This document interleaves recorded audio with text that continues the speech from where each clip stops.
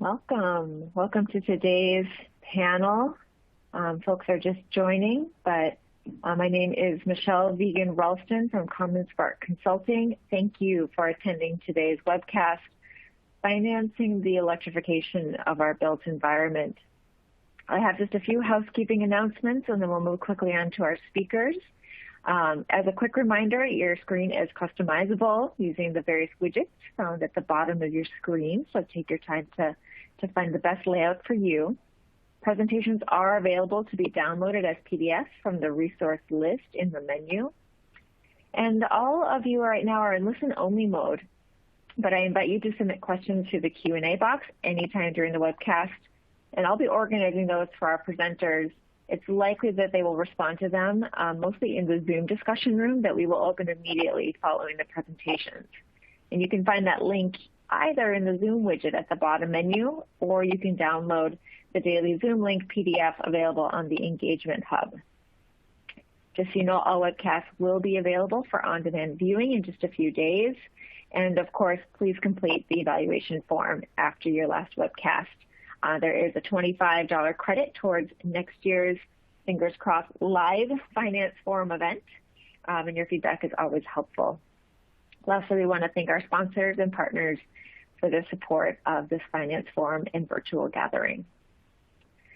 But for now, I'd like to introduce our topic for today, Financing the Electrification of Our Built Environment. I'm excited to be part of today's panel. Electrification is a growing and critical movement, and one that requires home and system benefits of energy efficiency and the lessons learned from our energy efficiency program implementation and financing. Financing for electrification, however, requires to think a little bit differently, to think beyond the kilowatt hour or therm cost savings and benefits and turn our focus to the challenges of fuel switching, how to value, motivate, and capitalize these greenhouse gas reductions. Today, we have a fantastic panel of leaders and experts in this rapidly evolving space of finance and electrification. We'll start with Stephen Bruno from Eversource Energy, and second, we'll have Michael Stoddard from Efficiency Maine, and we'll wrap up with Miriam Jaffe-Block from the California Alternative Energy and Advanced Transportation Financing Authority, which many of us probably know more familiarly as CAPA. So first up, we have Stephen Bruno. He's the Director of Business Operations and Support for the Energy Efficiency Department of Eversource Energy. He is working firsthand to provide a suite of energy services that make electrification just one of the many benefits that Eversource customers have access to. He has a menu of financing tools at his disposal, leveraging state and green bank financing to make sure capital is the last reason someone isn't making the switch. And when the day is done, he returns home to enjoy making restaurant caliber wings from his favorite electric appliance, the air fryer he received for his 25th anniversary at Eversource. A very cool anniversary gift. Thank you, Stephen, and we'll go ahead.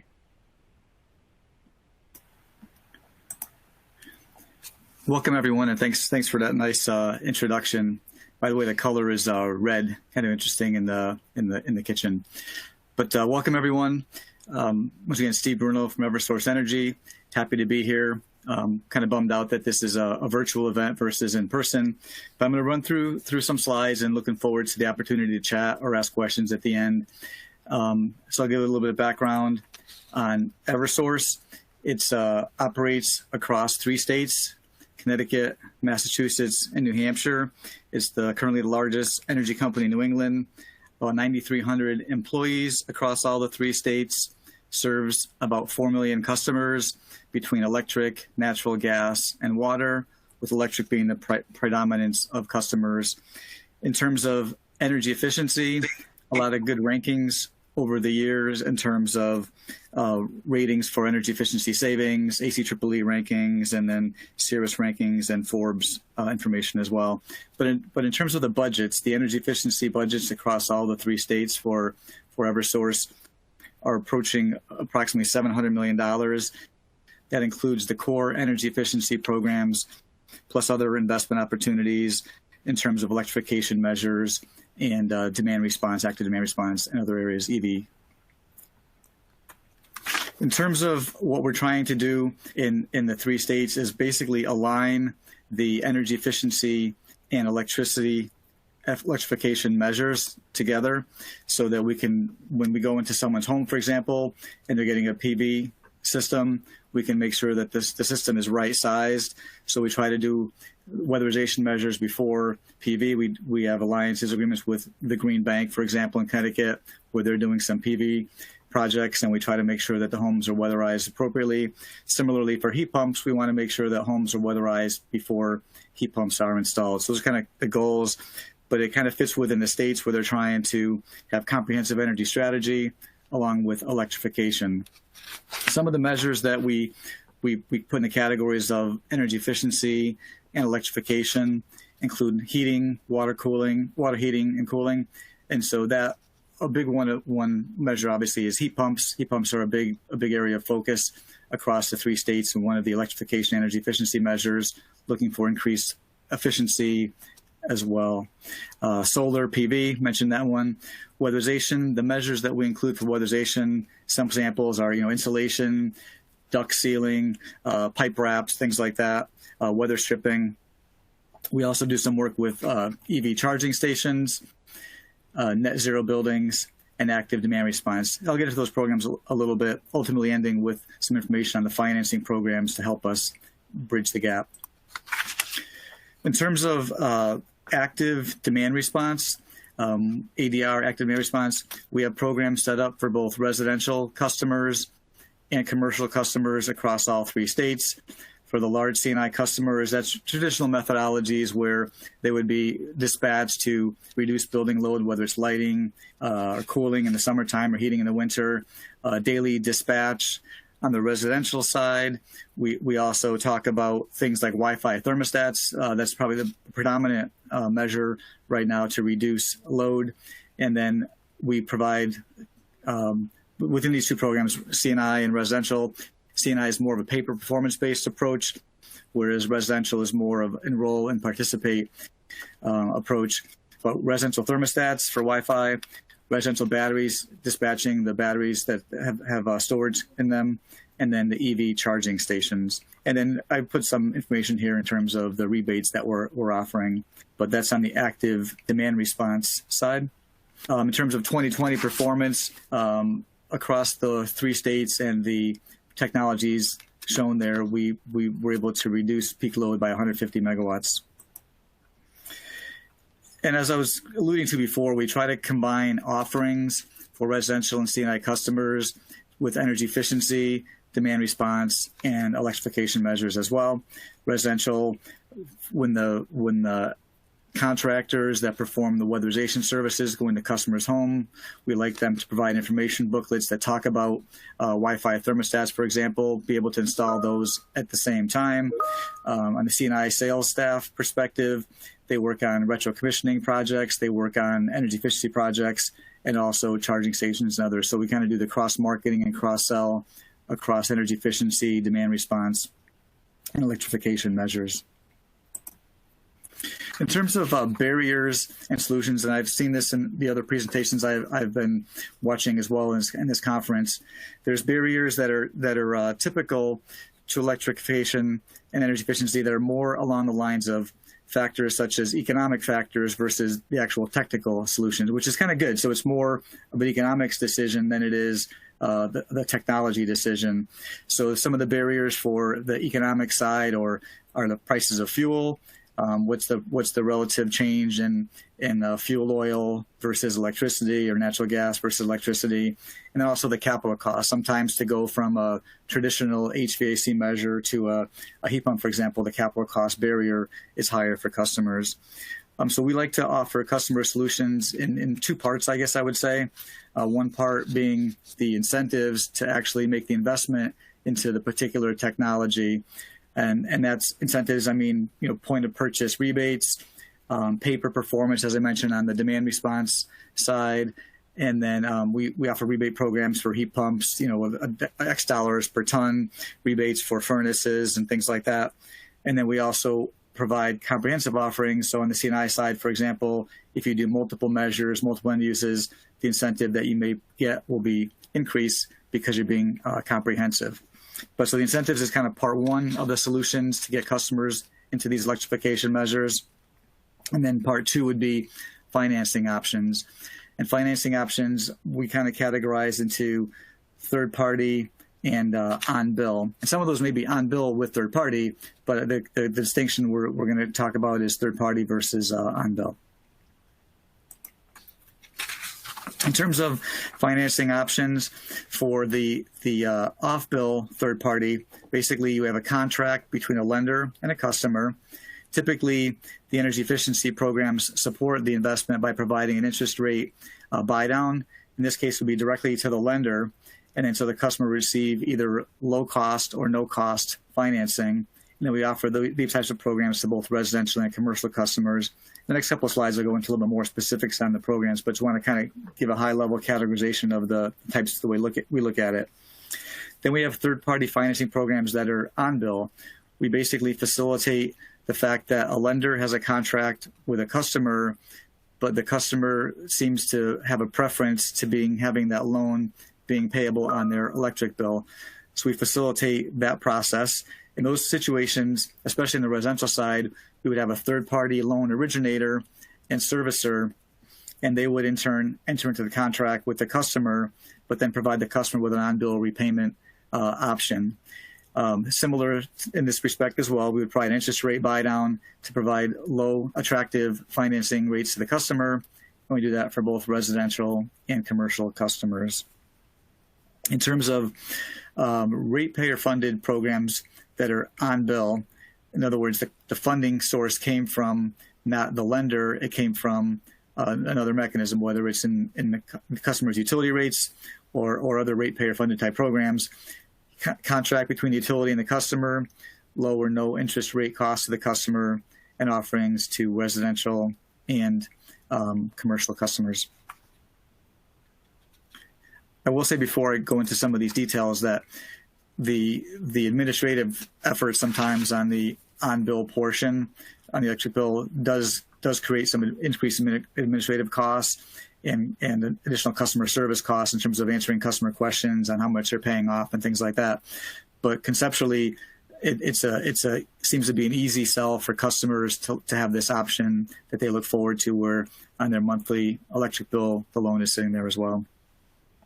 I'll go through some of the programs, trying to avoid too much numeric detail, but I'll throw some numbers in here and there as we go through it. But for the mass heat loan, that's one of the most successful programs. That in turn is a program to customers, and what it is, it's actually facilitated by credit unions in the state of Massachusetts. So they actually sign the contracts with the customers. Customers actually get a 0% loan, and then the Energy Efficiency Fund buys that loan down from the rates of the credit unions. And then that works very well in terms of volume. In 2020, that program was approximately $14 million in loans in terms of loan capital. And I will say that some of these numbers I throw out, 2020 was an interesting year with COVID, so some of these numbers are a little bit tainted with the COVID situation. But some programs actually still did well even with the COVID last year. We have another program in Connecticut. It's called the Home Energy Solutions Microloan to facilitate customers with smaller needs for capital. It's up to $3,000, 3-year loan term, 0% interest to customers, and that was funded by the energy efficiency programs, on bill repayment there as well.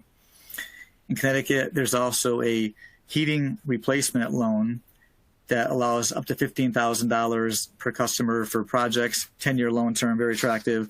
And this one was actually legislatively mandated, the funding source comes through electric ratepayers, and it also has some requirements along where the customer actually has to make sure that the project has more savings than loan payment.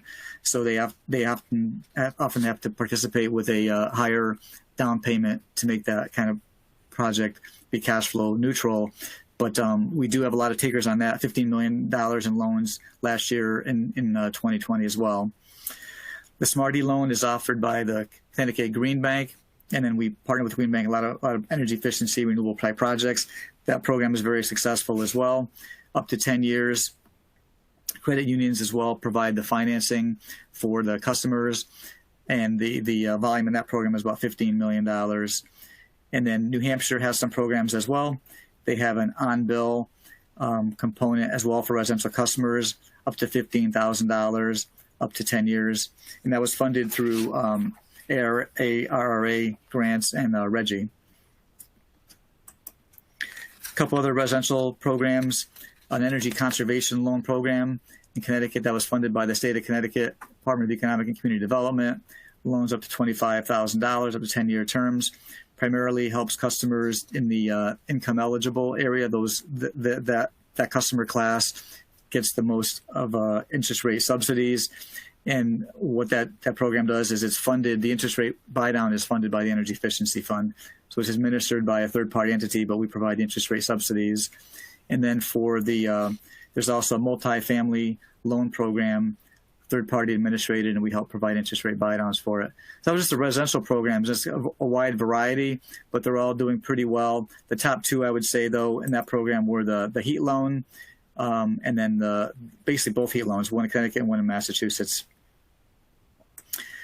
In terms of the commercial industrial sector, I would say right now most of our activity has been on the small business programs, but I'll kind of briefly talk about each of the programs in here.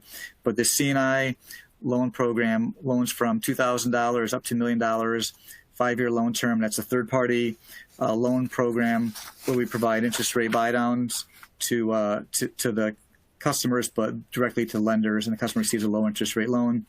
And similarly to the concept of comprehensiveness, we provide a higher interest rate buy down on projects that are more comprehensive. The Small Business Muni Loan Program, this program is the one that takes on most of the activity, and this goes across all 3 states, Connecticut, Mass, New Hampshire, has a high volume of activity, and it's basically an unsecured loan. Funding originally comes from the energy efficiency funds in each state. And in Connecticut, we did this process where, working with Connecticut Green Bank and another third-party bank, we actually resell the loans after we issue them on a quarterly basis. So it freed up capital to use from the Energy Efficiency Fund and regular rebates and incentives for customers. So that's a pretty cool project there. CPACE, I think you probably heard about CPACE in all of the presentations so far, up to $150,000 for solar, and loans over $150,000 qualify as well. A bunch of years back, there was a push in Connecticut to do cogeneration projects, and so a lot of the projects that provide KW savings now qualify as well for energy efficiency. So we have a lot of municipalities, towns that have projects that are over $1 million. They'll go through this financing that was secured through an RFP with a lender, up to 10-year loan term, and it's basically 1% below whichever's lower, the prime rate or the customer's interest rate. There's also a Connecticut Hospital Association loan in Connecticut, and that's specifically for hospitals and specifically for electric savings measures. And that's it. I know I talk a lot there. I'm available at the end or questions and answers, but wanted to thank everyone for listening. And I'll turn it back over. Thank you so much, Stephen. Really great to hear the successful approaches integrating weatherization and efficiency with electrification. That is very challenging to do, but great to see the power of the number of programs you're bringing to bear. And I also really appreciate the emphasis that fuel switching is hard, and that both incentives and financing and incentivized financing are probably needed right now. Thank you. Next, we have Michael Stoddard. He's an attorney and the executive director of the Efficiency Maine Trust, an independent administrator for programs that promote energy efficiency, alternative energy resources, and carbon savings. The trust plans and manages programs for all conservation funds, from the gas and electric utilities, REGI revenues, and forward capacity market revenues, which puts Michael in a strategic position to find the best way to show people how much better heat pumps are than wood and propane at heating at home. When he's not busy getting 100,000 heat pumps installed across the state, you might find him cruising around in his favorite electric ride, his Nissan Leaf. Thank you so much, Michael. Take it away. Thanks, Michelle. Hi, everybody. Great to be with you. I wish I could see you, but this is going to have to do for a little bit longer. But it feels like maybe the light's at the end of the tunnel. I'm really grateful to be with you today to talk a little bit about Maine as a case study for beneficial electrification. And as a lot of folks know, we're at the top of the map, which is where it tends to be colder and darker for longer in the year. And so we do a lot of heating, and we're really, really interested in the opportunity to use heat pumps to do that. So I'm going to talk about that for a little bit and some of the financing that we've been doing with it. For folks who don't know, the Efficiency Maine Trust is an independent quasi-state agency. We are the third-party administrator for all the energy efficiency and conservation programs in the state. We are more and more getting pulled into a variety of related initiatives, which includes all the electric vehicle and EV charging station programs, and now moving more into demand management programs as well. We have the full suite of tools at our disposal. We primarily are providing rebates, and as Michelle said, the funds are coming from the electric utility conservation programs, or the electric conservation funds, excuse me, and then also from the Regional Greenhouse Gas Initiative and the forward capacity market, principally. So we're providing rebates, we do provide loans, we do a lot with technical information and training, and I think maybe our most appreciated tool or resource is the incredible website that our team have put together that includes a lot of great resources for customers as well as vendors, and a registry of vendors that gets used very, very frequently when people are trying to figure out who they should call to get quotes to get a heat pump or any other efficient product installed. You know, just a little graphic illustration of what we're trying to keep focused on. In Maine, still about 70% of the heating done in our homes and businesses is coming from number 2 distillate fuel, heating oil, and propane. And you can see on that graph on the left the relative carbon emissions coming off of a traditional existing oil boiler or even a new high-efficiency oil boiler. It's still quite high compared to that bar on the right, which would be a heat pump using the generation portfolio that currently serves the New England grid, or the marginal and drives the marginal emissions rate. As New England's grid gets cleaner and we put more and more renewables on, we will expect to see that bar get cleaner and cleaner. So we know that that's really important. And in Maine, this has become a particular topic of focus, as it has in most of the states around us. In our case, our new governor, Janet Mills, sponsored a governor's bill a couple of years ago, which codified carbon reduction targets. They had been there before, but I think they were more aspirational at that time, and now they're viewed as a mandate that we need to get to. And we've recently completed a climate action planning process that resulted in December in a new climate action plan for the state called Maine Won't Wait. And I recommend it to you. Go look it up online. But in the process of putting that plan together, we did a lot of modeling. We used Synapse Economics to do the modeling. And you see here on the right what some of the scenarios were that we modeled for decarbonizing our heating system. And the blue line on top is the baseline. And those 3 bars below it are variations on a theme, each one of which the theme is switching to heat pumps for residential and commercial heating. So one is a 90% switch to heat pumps. Another adds some increase in weatherization together with those heat pumps. And then a third is involves more renewable gas in lieu of electric. But this is what we've all been thinking of, and this is what's been really motivating us to keep pushing our programs to get people to move to heat pumps. Initially, people in Maine are mostly going for 1 or 2 heat pumps. They're not trying to do a complete wholesale change out of their heating systems at this time. They're mostly looking to, well, we used to call it supplement, but we realized really what we wanted to do is to supplant. We wanted to we wanted to reduce the amount of reliance that homeowners and businesses are putting onto their central fossil-fired heating system.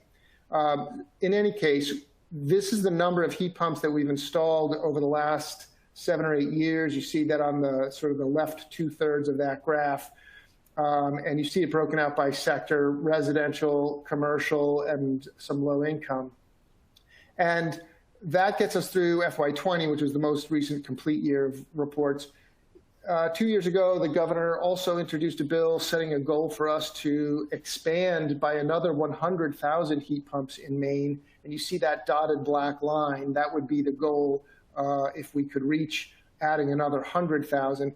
And the trajectory we are on appears that we are going to surpass that, which would be really exciting by fiscal year 2025. We thought we were going to suffer some setbacks during the disruptions of COVID this past year, but it seems like people spent more time at home and concluded they wanted to be more comfortable there. And so we're on a path to install 20,000 heat pumps this year in Maine. 20,000 this year in Maine.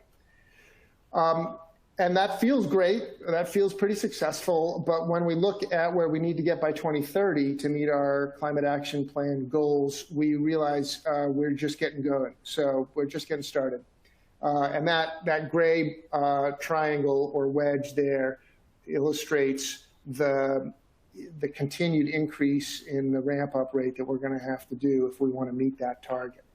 So I think it's great to see that we've started to transform the marketplace and we're making real progress, and we're getting good distribution across all sectors, including low income, but we clearly have to keep it up.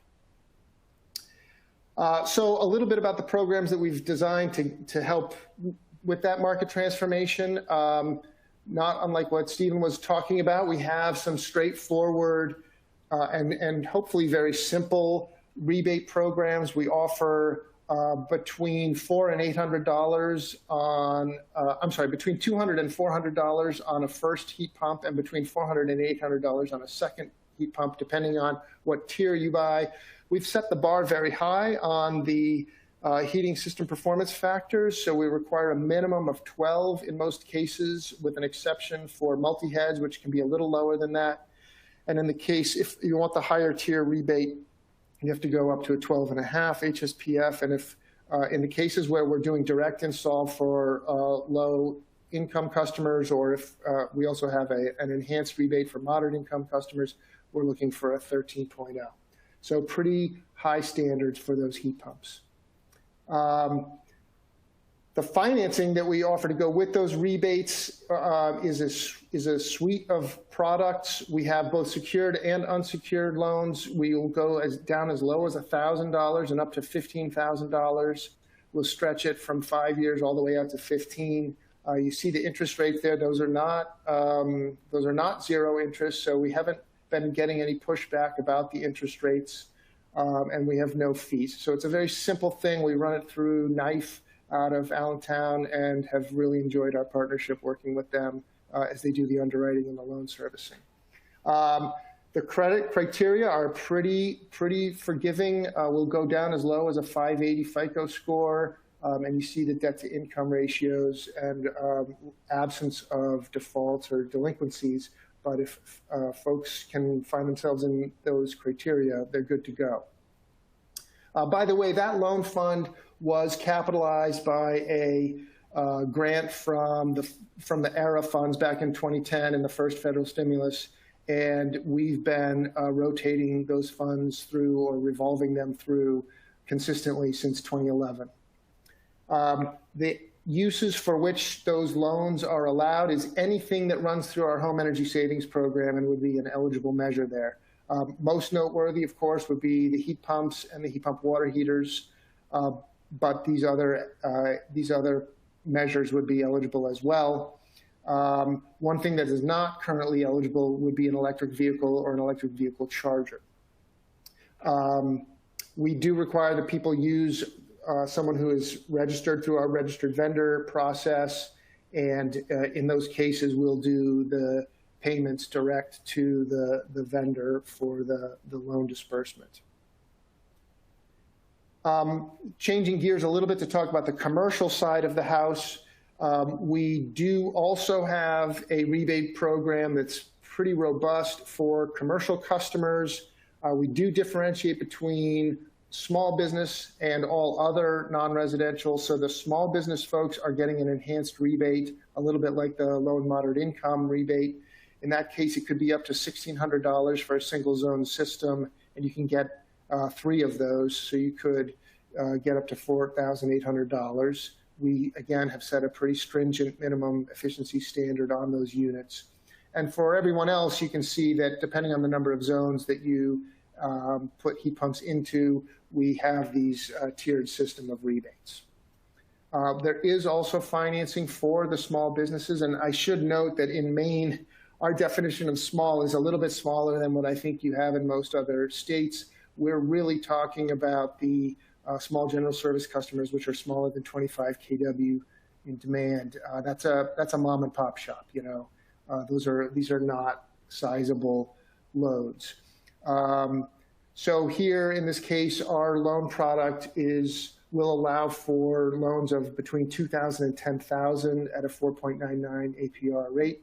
No money down, no fees. And here we have a more accelerated repayment schedule of 1, 2, or 3 years that the customer can choose. We've been using credit-safe credit score to determine eligibility. And if that's not something that can be generated for an individual customer, we'll do a personal guarantee and proof of operations for being in business for a little while and being current on your electric bill. Finally, this is limited to heat pumps and heat pump technology. So we're not opening the door to other kinds of energy efficiency measures for this financing. And we have a pretty limited capital pool available for this. There are a number of new and additional enhanced financing tools that are under discussion in Maine. CPACE has made its way through the legislative committee process and is now on its way to the whole House and Senate and seems to have a lot of momentum. So I'm fairly optimistic that this will be adopted and will be given to Efficiency Maine to administer. So we look forward to doing that and adding that to our repertoire. There are also 2 bills that are going to be heard sometime very soon. They've been the subject of public hearings at the committee, and they're now in the work session process. One would just launch straight ahead and establish a green bank for sort of one-stop shopping for financing in Maine, and the other proposes to study it for the remainder of this year and come back with specific recommendations for next year. But either way, there seems to be quite a lot of momentum for this. Finally, I'll just share a couple of observations that I gleaned from putting this deck together and reviewing our loan programs and our electrification of heating. The first thing is that our small business loan has only recently been launched, and it did so in the midst of the COVID interruptions or disruptions. And so I think it's really too soon to say where that's likely to go, but we're hopeful that that will be useful to a lot of small business who have been able to pull through and help them switch over to heat pumps so that they can enjoy the benefit of the lower operating costs, because I think that's going to be critical to their economic competitiveness and sustainability. On the residential side, we've really, as I mentioned before, we've really been seeing this market mostly as 1 or 2 units of heat pumps, and that means that the project's total price point is not that high. You know, that's somewhere in the $5,000 to $10,000 range.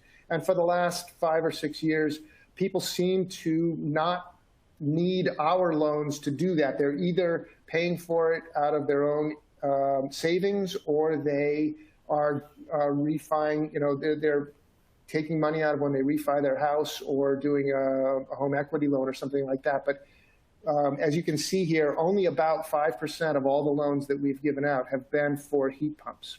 So I'm just not sure if that's because the projects are small or there's something about it that has been frustrating people, but I don't think that's it, really. I think it's just that it hasn't been that necessary.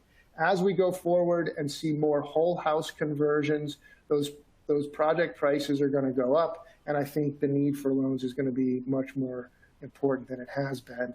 And I also recognize that we have an ongoing obligation to pay attention to equity in the low and moderate income space and also the small businesses. And I think they're going to have a harder time stretching to do these projects. And so I think that's where we're going to have to focus a lot of our efforts when it comes to financing. I've really enjoyed the opportunity to talk to you all, and I look forward to the Q&A later. Thanks. Thank you so much, Michael. And thank you for the wonderful examples of the kinds of flexible terms, flexible in terms of the duration, the amount, even the eligible measures, including the health and safety allowance, showing that that's really necessary to really encompass all the energy efficiency and the electrification pieces for those incentive and financing programs. Exciting to see the launch of your small business loan program and that CPACE and Green Bank bills are progressing. We have several questions, both for Stephen and Michael so far, but we'll save those for the end or for the Zoom room, because I want to make sure that we have ample time for our third and final presenter. Miriam Jaffe-Block is a senior manager at the California Alternative Energy and Advanced Transportation Financing Authority, fondly known as CATFA, where she oversees energy efficiency financing programs through the California Hub for Energy Efficiency Financing, known as CHIEF. Working through the jungle that is California energy policies and regulation, Miriam is tirelessly working to make sure energy efficiency and electrification financing go hand in hand. And to fuel her finding of new ways to finance a heat pump, she will be getting all of her energy needs from her favorite energy appliance, her Vitamix. Thank you so much for joining us, Miriam. Take it away. Thank you very much. So I realize I've got like 4 different affiliations here up on the screen. So I am going to explain those acronyms to you. But first, I want to give a little bit of California context. So the state in California is served by 4 investor-owned utilities, 3 of whom provide electricity. But we also have about 40 public utilities and co-ops that crisscross the state. Additionally, most households in California are using gas to heat their water. So the economics of moving to heat pump water heating are different than in other parts of the country where customers might be using an inefficient electric system at this point. Another piece of context is that our energy prices are high compared to the national average, but our electricity is higher relatively than our gas is. What I also don't have on here is that the state has very aggressive greenhouse gas reduction goals, including a 2015 law that was passed called SB 350 that mandates the doubling of energy savings in existing buildings by 2030. All right, so now about my affiliations here. So I work for CATFA, the California Alternative Energy and Advanced Transportation Financing Authority, and we sit inside the state treasurer's office.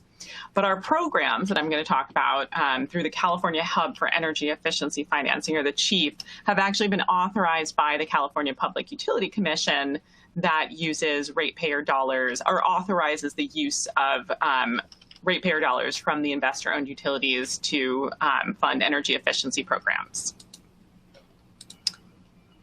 So I'm going to talk about our programs a little bit, but I mainly want to save my time to talk about challenges and kind of lessons learned. Our programs are similar to what you may have heard today from several of the other presenters, including Michigan Saves and Connecticut Green Bank. We have modeled our program very heavily off of those 2 very successful energy efficiency financing programs. So we utilize a credit enhancement to attract private capital to finance energy efficiency upgrades.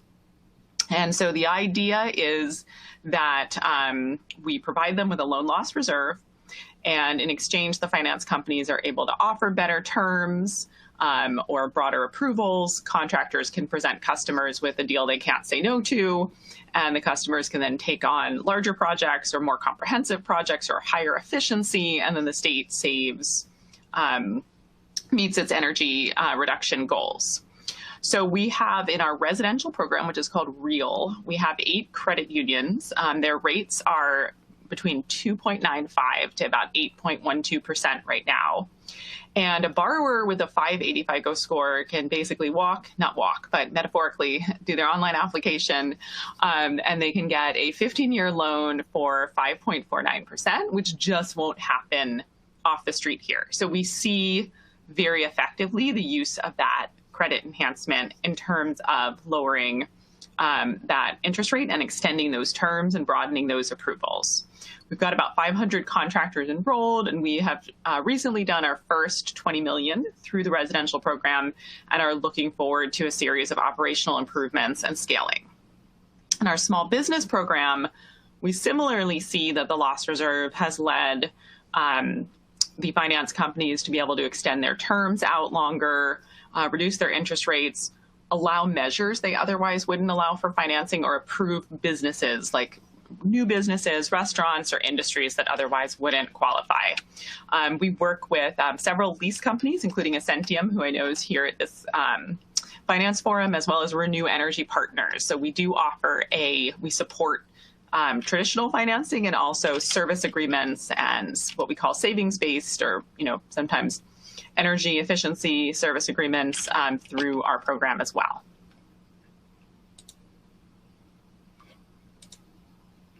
So because we are ratepayer funded in California, and we, including from gas ratepayers, we tend to talk about decarbonization instead of just electrification.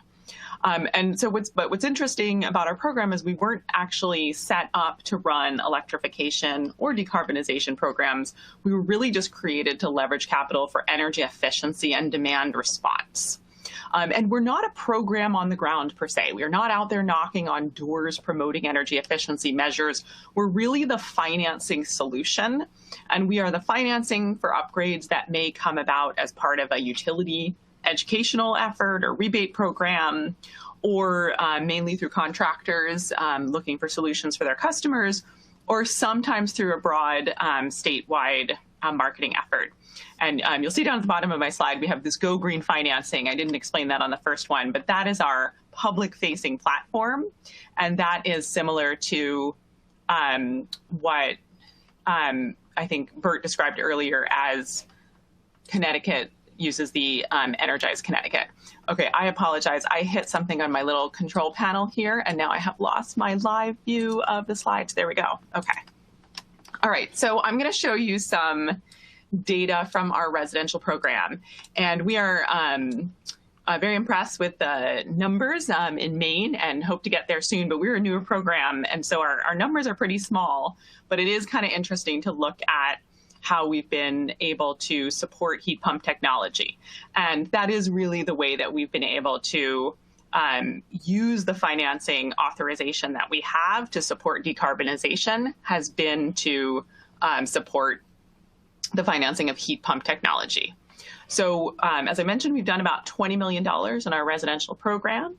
It's about 1,200 loans. We've been able to leverage $6.58 of private capital for every dollar of that ratepayer credit enhancement. We tend to do a lot of HVAC, windows, and envelope projects. So about 13% of our loans that included HVAC equipment ended up containing a heat pump with some central systems, and a little less than half being mini splits. And then only about 10 of 87 water heating projects so far have been heat pump technology. And this data shows a little bit of the challenge that we, in the early years of our program, we were able to increase the what we were the amount of heat pumps that we were doing, and now it's kind of leveled off. So we're just at about 20% of these HVAC projects include a heat pump. The average loan size through our program is a little bit under 16,000.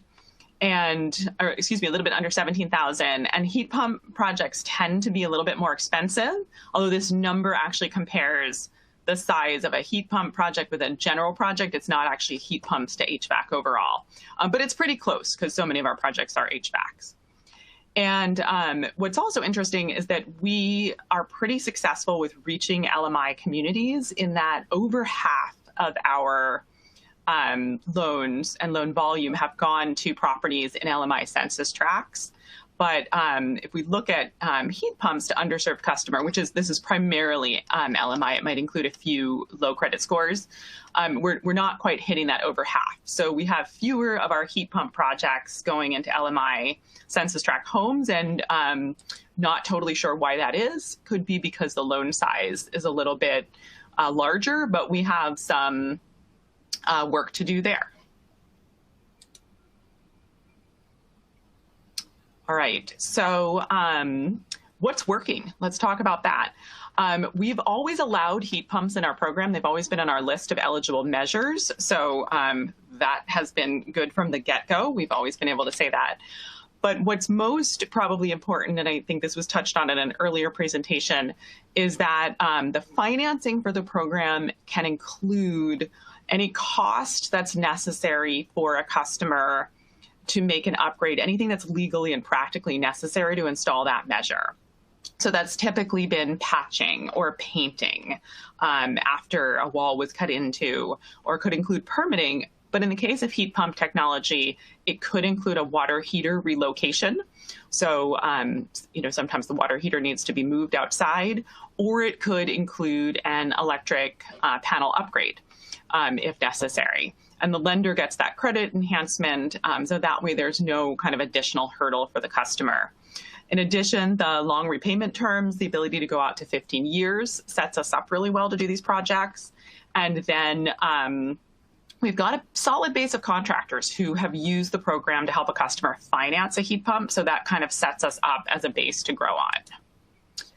I'm going to talk a little bit about challenges, just for those of you who are listening and thinking about programs or starting programs. Hopefully some of our challenges will be things that can help others avoid some of the same mistakes, or just think about what direction to go in.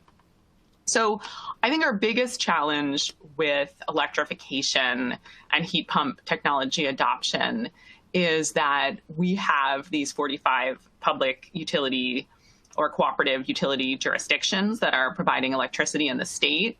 And we are a ratepayer funded program, and contractors are crisscrossing between IOU and POU jurisdictions all day long without thinking about it. And in fact, as we all know, the only people who actually think about utility jurisdictions are regulators and program administrators, and maybe utilities themselves, not homeowners, not businesses, mostly not contractors, and certainly not private capital providers. So we get this sort of web of eligibility complexity where, I live in Sacramento on this side of the Tower Bridge, and my electricity comes from SMUD, which is a public entity. So I could not finance a heat pump or heat pump water heater through our program. Whereas, a friend of mine or a colleague who lives right across the bridge in West Sacramento, same contractors serving that area, are going to be encouraged to get a heat pump and can finance it through the program. So that just makes it complicated for contractors and hard to scale. And it also means that 8 million Californians can't do electrification measures through our program in its current iteration.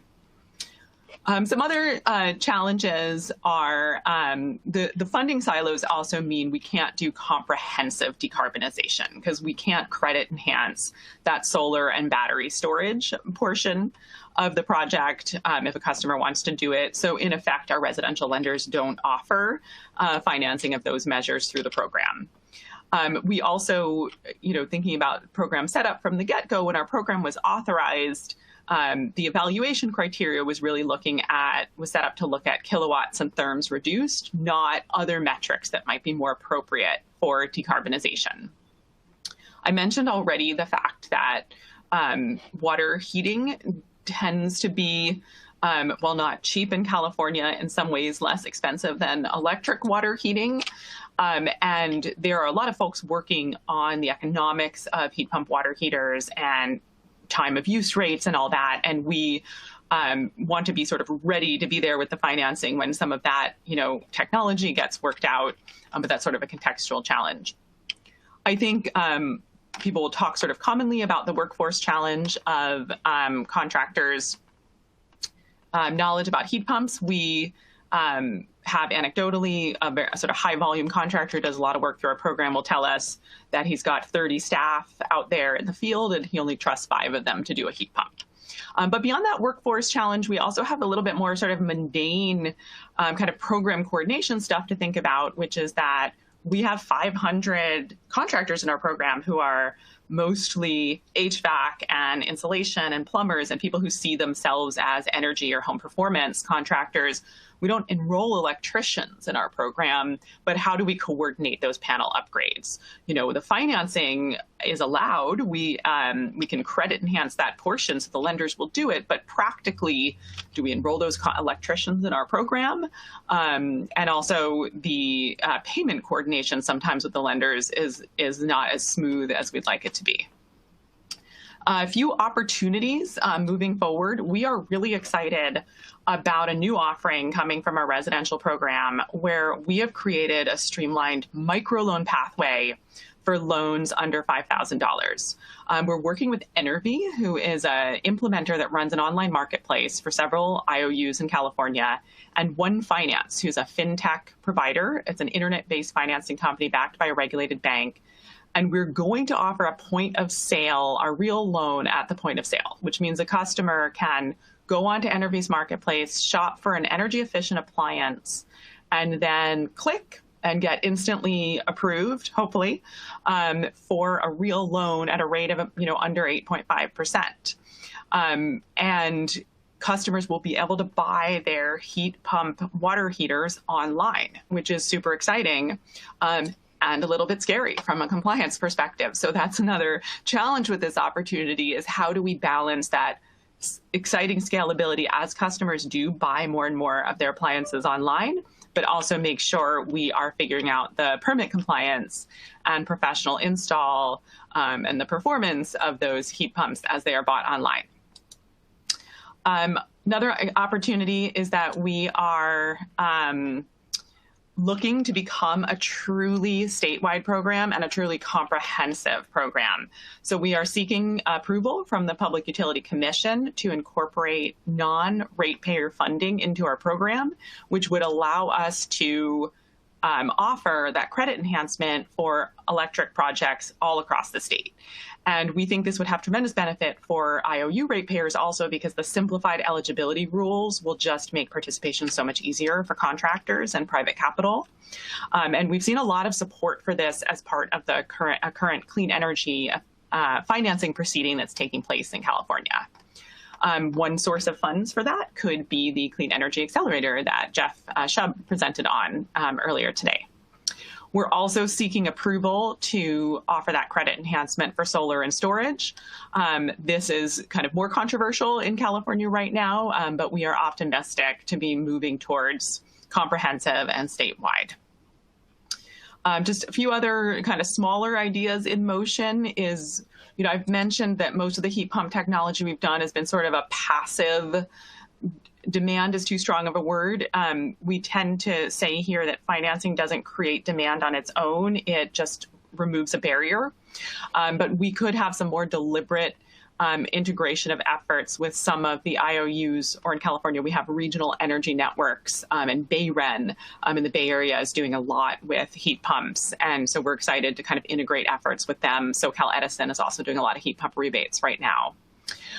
We've also talked about differentiating our contractors and having a searchable function on our website where they can really stand out, those who are installing heat pump technology so that we can make them findable and highlight them for customers. And you can find out about our programs at gogreenfinancing.com. Appreciate the chance to be here and looking forward to the Q&A. Thank you so much, Miriam. Really great to see how Chief is working to go statewide and leverage all those local and regional and municipal utility efforts. There's a lot happening in California, and also important to see the different challenges, particularly when fuel switching from natural gas uses. We have a few questions, more than a few questions from the audience. We're going to take we have about 5-6 minutes here And I have a couple that I want to offer to all of the panelists. So I invite you as you take your turn to turn your camera back on. And then I have a number of individual questions for the different presenters that I will carry over to the Zoom room. And so if you have questions for any of the speakers, please drop them into the Q&A. Best if you can address by name or for all, I appreciate that. But the question that I want to invite first is if each of you can take some time to describe what is the outreach to homeowners and contractors and businesses about heat pumps, and how do you overcome different challenges in that outreach, such as perhaps questions around cold climate heat pumps, or if the financing product requires energy savings in order to qualify, and what are some of the different pieces that come up when you're looking for, say, the energy savings from energy efficiency, but if you're doing that electrification work, it's kind of a different world, what tactics work. So I'll first invite Stephen, and then we'll go to Michael and Miriam. Sure, thank you. That's kind of a great question, because I saw the numbers that the Maine had posted, so those are some high targets there. But in general, I would say that we're trying to go through the approach where we do a lot of weatherization audits for customers, especially last year when COVID was in play. We had a 0% customer co-payment offer. So basically customers would get a free energy assessment. So when the contractor is in the home, they're able to assess the situation. So what we do is we provide that training to the contractor base that goes out there. We're also working on more contractor training-based programs for traditional HVAC vendors, in addition to weatherization vendors. And then they're able to assess the situation and provide customer that information. Yep. Thanks. Michael? I think what continues to work well in Maine is word of mouth and happy customers, satisfied customers. And there's a whole bunch of I don't think there's any one thing that makes that work. It's important that the technology works. And I acknowledge that when we started out on this, there were a lot of questions about that. There had been some pretty lousy experiences 10 or 15 years ago with cold climate heat pumps. And so people were rightly skeptical that this might work in cold climates. But this crop of technology has performed really well. And while it did take us 3 or 4 years to overcome the messaging of the incumbents who weren't too thrilled to see this competition coming in and getting traction, we've done a lot to help make it easy for people and to share those success stories. So if you go to our website at efficiencymaine.com, you'll see it's loaded up with case studies, mostly videos that are short and fun and show people these things cranking along at work. And I think just retelling the story that people made it through the winter and it got really, really cold and the thing kept working and didn't disintegrate, has finally got enough people to realize, oh, gee, I think this thing actually does work. I might give it a try. We've also tried to put as few restrictions on it as possible in terms of participating in the program. And so we don't require weatherization. We don't require an energy audit. We have some minimum requirements to make sure that the home is suitable for a heat pump. But beyond that, we're relying on the contractors to want to stay in the customer's good graces and in our good graces. So we inspect a lot of the completed projects to make sure that they've been done and they're appropriate. But beyond that, it's really been getting the ball rolling for the marketplace and then getting out of the way. Thanks so much, Michael. And then over to Miriam before we head over. Thanks. I think we are not in the position of doing the education around the underlying efficiency measure in our program. Our role is really just to help communicate the value of the financing, kind of after that decision has been made, or to help the customer realize that if they want the technology and they've been sold on the technology, then paying for it this way is kind of a no-brainer, or that they can. So I think to that end, what we kind of need to do is to be able to help the contractor talk to the customer about monthly payments and low monthly payments, and to be able to show that and show those testimonials and case studies that that Michael was talking about. Thanks so much, Miriam. Good start to our Q&A. I want to invite folks to head over to the more interactive Zoom platform session so we can do some conversation. I have specific questions for the speakers, so I'm heading over there right now, and I hope to see you in just a second.